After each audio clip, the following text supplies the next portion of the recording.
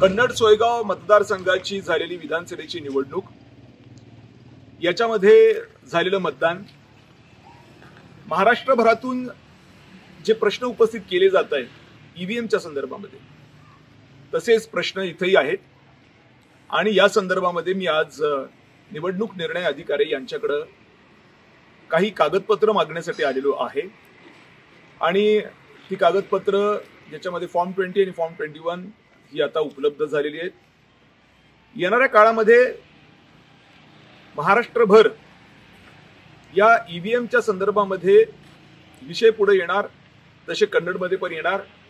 कारण अनेक गोष्टी ज्या आत्ता ह्युमन एरर म्हणून की बाबा आमचं लिहिताना चुकलं होतं आणि आता आम्ही ते दुरुस्त केलंय, अशा पद्धतीच्या पुढे येत आहे. ज्याच्यामध्ये सर्वात महत्वाचा विषय म्हणजे मतदानाच्या दिवशीची निघालेली आकडेवारी, जी आकडेवारी पत्रकारांना देण्यात आली होती, ती नेमकी मतदान मोजत असताना बदलली, ती वाढली.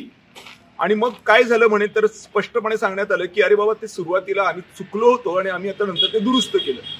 म्हणजे बा इतकं जर का त्याच्यामध्ये हलगर्जीपणा असेल, आज पत्रकारांना निवडणूक निर्णय अधिकारी म्हणजेच काय तर इलेक्शन कमिशन काही फिगर्स देत असेल आणि नंतर ती बॅकट्रॅक करत असेल आणि म्हणत असेल की तो ह्युमन एरर होता आणि लिहिताना चुकलं, तर हा पोरखेळ आहे.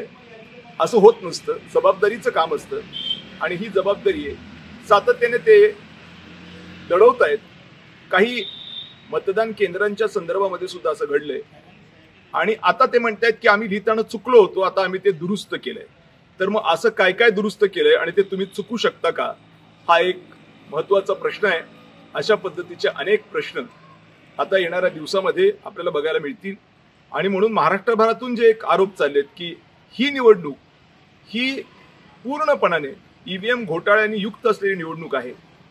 माझंही स्पष्ट मत, आता कन्नडचे काही फिगर्स बघितल्याच्या नंतर आणि अशा पद्धतीचं स्टेटमेंट ज्यावेळेला येतं की ह्युमन एरर आहे, अशा पद्धतीचं ह्युमन एरर कधी असूच शकत नाही. का? कारण कधी निवडणूक आयोग आहे, ते काही आपलं कुठेतरी बसून कुठेतरी चौपाटीवर बसून ते लिहिले असं होत नाही. म्हणून इथंही घोटाळा झाला अशा पद्धतीचं निश्चितच शंकेला वाव आहे. आणि म्हणून महाराष्ट्रभरात येणाऱ्या ज्या दिवसांमध्ये एक मोठं याच्यावरती वादळ उठण्याची शक्यता आणि त्याच्यामध्ये कन्नड सुद्धा असेल, याच्यात कुठलीही शंका नाही. आणि म्हणून ही निवडणूक ही ईव्हीएम घोटाळ्यांनी युक्त असलेली निवडणूक असल्यामुळे ही निवडणूक रद्द करण्यात यावी आणि पुन्हा एकदा नवीन निवडणूक बॅलेट पेपर घेण्यात यावी, अशा पद्धतीचा एक नवीन प्रस्ताव हा येणाऱ्या काही दिवसामध्ये येईल, याच्यात कुठली शंका नाही. आमदार जे झालेत त्यांना मी शुभेच्छा दिलेल्याच आहेत. किंबहुना त्यांनी चांगलं काम केलं तर मला मिळालेलं मतदानही त्यांना मिळेल आणि अत्यंत चांगल्या पद्धतीने त्या पुढेही निवडून येतील, अशा शुभेच्छा मी त्यांना दिलेल्याच आहेत. पण त्याचबरोबर जर अशा पद्धतीच्या शंकेला वाव असेल की मुळातच निवडणूक चुकली आहे, तर निश्चित स्वरूपाने नैसर्गिक न्यायाच्या दृष्टिकोनातनं ज्याही लोकांनी मतदान केलंय त्यांना न्याय मिळण्याच्या दृष्टिकोनातनं याच्यामध्ये कारवाई अपेक्षित आहे. आणि ती कारवाई करण्याच्या संबंधातली भूमिका आता मी घेतोय. आणि त्या पद्धतीने आता इथून पुढे निवडणुकीवर प्रश्नचिन्ह हा जसा महाराष्ट्र विचारतोय तसा कन्नडमध्येही विचारला जाईल, याच्यामध्ये कुठलीही शंका नाही. धन्यवाद.